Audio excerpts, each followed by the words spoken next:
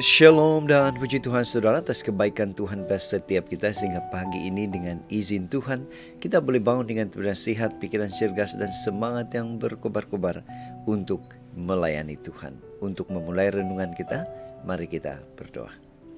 Bapa Syurgawi, terima kasih atas kebaikan-Mu karena bersama dengan kami pagi ini sementara kami mendengar dan mempelajari firman Tuhan. Dalam nama Yesus kami berdoa.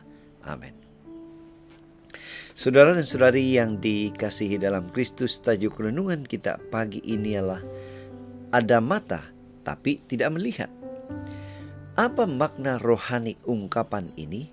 Bolehkah hal ini terjadi dalam hidup kita? Firman Tuhan dalam Matius 13 ayat 16 mengatakan, "Tetapi berbahagialah matamu karena melihat dan telingamu karena mendengar." Nah saudara, bacaan hari ini kita boleh bacanya di dalam Injil Matius 13 ayat 10 hingga 17. Ini merupakan peristiwa di mana murid-murid Yesus bertanya kepada Yesus mengapa Yesus selalu menggunakan perumpamaan dalam mengajar. Ilustrasi. Dalam satu rancangan TV Jepun ada acara bola sepak teropong.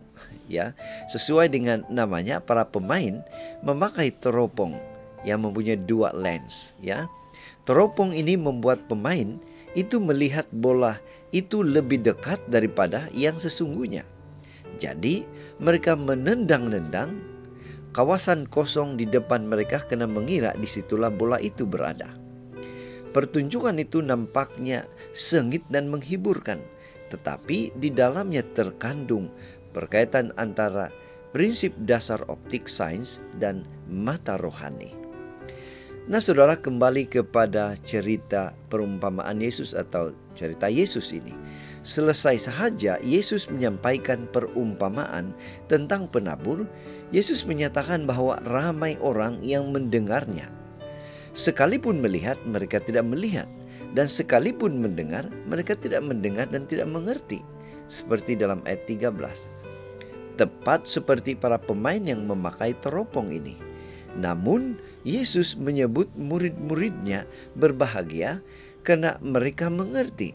Mereka disingkapkan rahasia tentang kerajaan surga. Saudara, itu artinya pada saat menerima Kristus, kita menjadi muridnya dan menanggalkan teropong yang menghalangi pandangan rohani kita. Kita masuk dalam golongan orang-orang yang berbahagia. Kepada kita dianugerahkan keselamatan yang beratus-ratus tahun diselidiki, diteliti, dan ingin diketahui oleh nabi-nabi, orang benar, dan para malaikat. Seperti yang tertulis dalam 1 Petrus 1 ayat 10 hingga 12. Jadi bagaimana dengan kita? Apa tanggapan kita saudara? Apakah kita tetap hidup menurut hawa nafsu yang menguasai kita pada waktu kebodohan kita? Jawabannya pastilah tidak. Sudah seharusnya kita hidup sebagai anak-anak yang taat dan kudus di dalam seluruh hidup kita. Seperti yang dibahas dalam 1 Petrus 1 ayat 14 hingga 15. Mari kita menyatakan syukur kita dengan berkata benar dan melakukan kebenaran itu, karena kita sudah melihat dan mendengar kebenaran itu sesungguhnya. Itu sebabnya pada pagi ini mari kita ingatkan diri kita untuk selalu bersyukur karena kita telah melihat dan mendengar kebenaran Tuhan yang sesungguhnya. Peringatkan diri kita saudara bahwa melakukan kesalahan setelah mengetahui kebenaran adalah kesalahan yang sesungguhnya. Inilah doa dan harapan kita.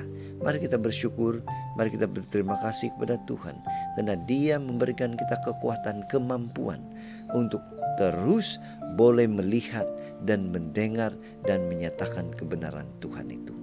Mari saudara, kita tetap setia, tetap semangat, tetap positif, tetap sehat bersama dengan Tuhan sampai Maranatha. Tuhan memberkati kita. Mari kita berdoa.